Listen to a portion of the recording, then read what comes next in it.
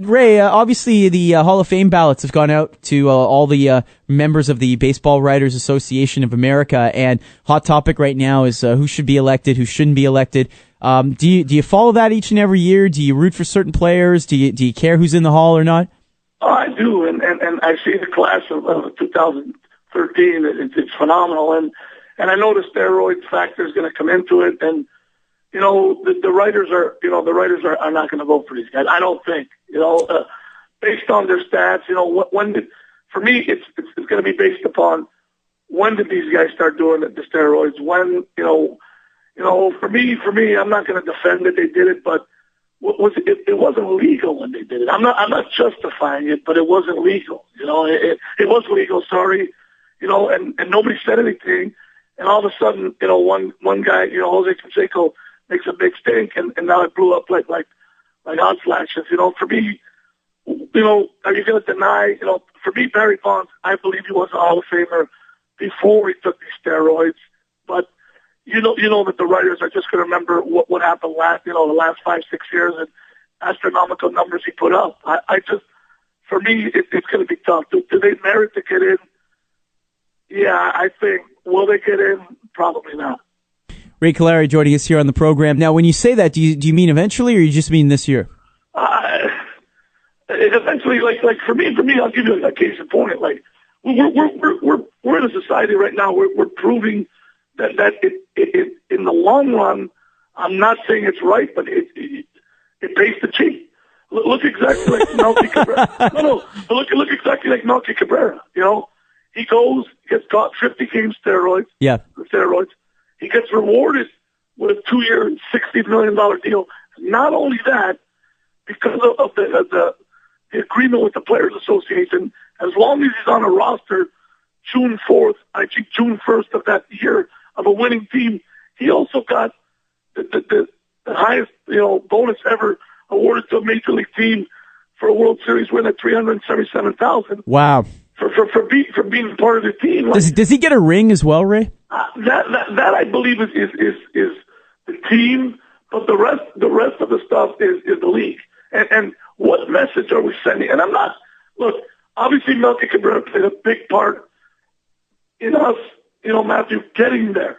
He hit well, we played, but the last 50 games, so can our, is a player, what's the penalty? The penalty is just a player. Imagine the penalty was different.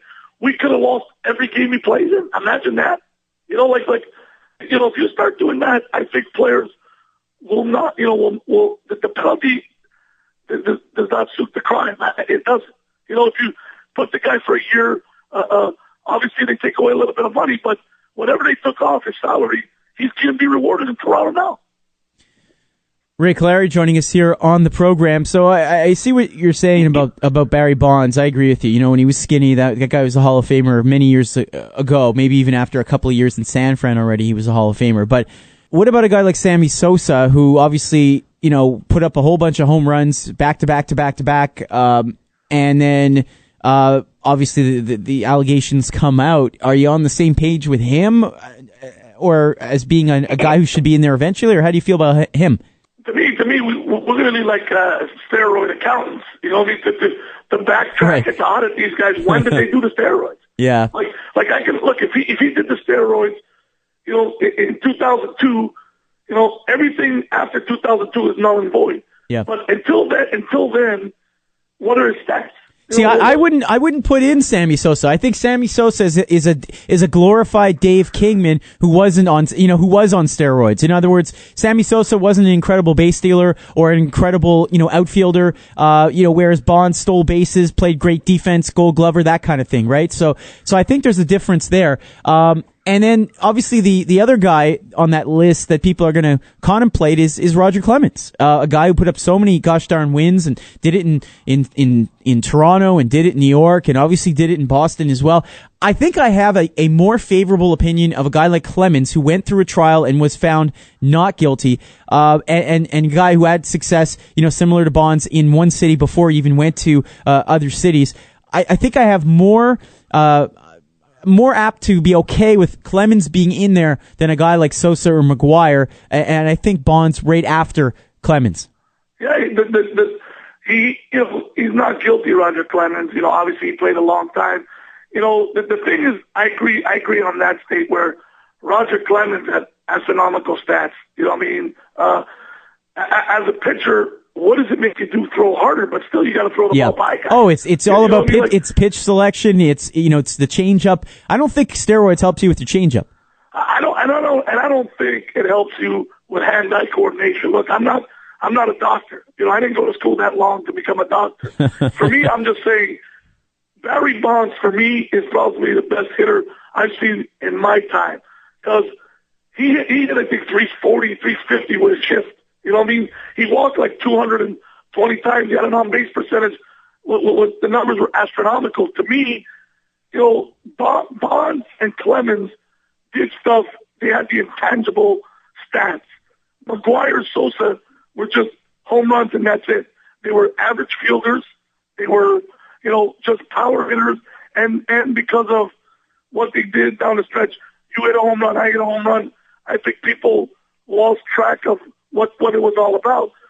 Barry Bonds stole over 500 bases, won a batting title, was a Gold Glover, and what, like I said, one of the best players of our time. Same thing with Roger Clemens. To me, it's just these guys. But if you let guys that have an asterisk next to their name, you're gonna have to let everybody because because he committed the crime, but he was a little bit more crafty at it.